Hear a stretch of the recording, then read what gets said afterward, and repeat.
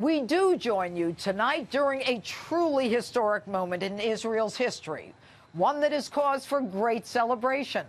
This week, not only has President Donald Trump chosen to withdraw from the disastrous Obama-Iran nuclear deal, but we are here on the eve of the momentous opening of the American embassy in Jerusalem, a move that recognizes Jerusalem as the capital of Israel, a move greatly appreciated by the people of Israel, as evidenced on street corners everywhere we went. President Trump's pullout from the Iran deal, although suspected, became a virtual certainty when Prime Minister Benjamin Netanyahu proved through Israel's intelligence agency Mossad that Iran had been lying to the world when it was continuing uranium enrichment and nuclear development. Iranian documents uncovered by that same intel agency are proof positive that Iran lied. Gee, what a shock. On the day of the withdrawal from the Iran deal, bomb shelters opened up in the Golan Heights, and the Israeli army was on high alert as Israel braced for imminent attack.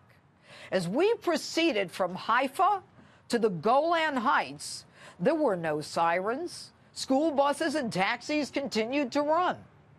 But that night in Tiberias, we heard the unequivocal sound of rockets. And at breakfast, we found out that indeed there was an Iranian rocket offensive toward Israel from inside Syria. Israel responded with strategic precision, targeting munitions, storage warehouses, logistics, headquarters, and intel systems of Iran within its proxy Syria. Israel does what Israel needs to do. And today, Iranians are actually marching against the United States, protesting President Trump's decision to withdraw from their nuclear deal. Maybe they ought to consider protesting that the $150 billion Obama gave them in cash wasn't used to benefit them, that instead it was used to support both its nuclear development as well as its military budget, which has grown by almost 40%. Now, Obama's Iran deal, make no mistake, destroyed 70 years of bipartisan U.S. foreign policy in the Middle East.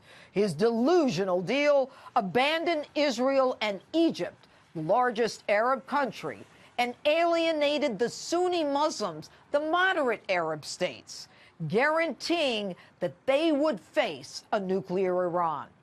Iran, of course, a leading state sponsor of terror, exports dangerous missiles and supports terrorist proxies and militias like Hezbollah, Hamas, and the Taliban.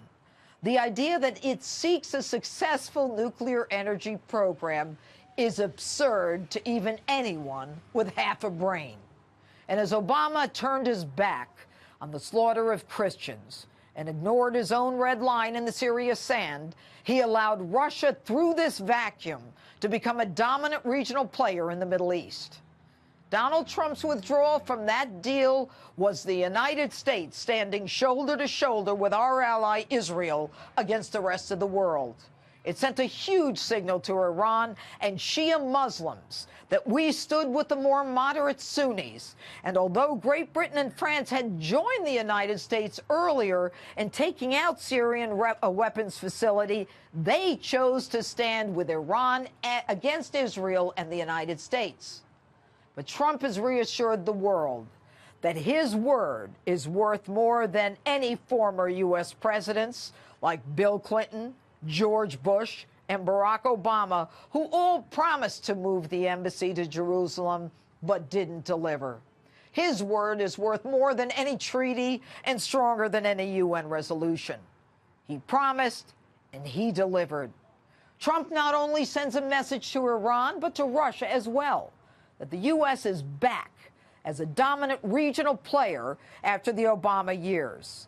He recognizes a reality that everyone else in the West willingly blinds themselves to, and that is that Jerusalem is the one and only capital of Israel.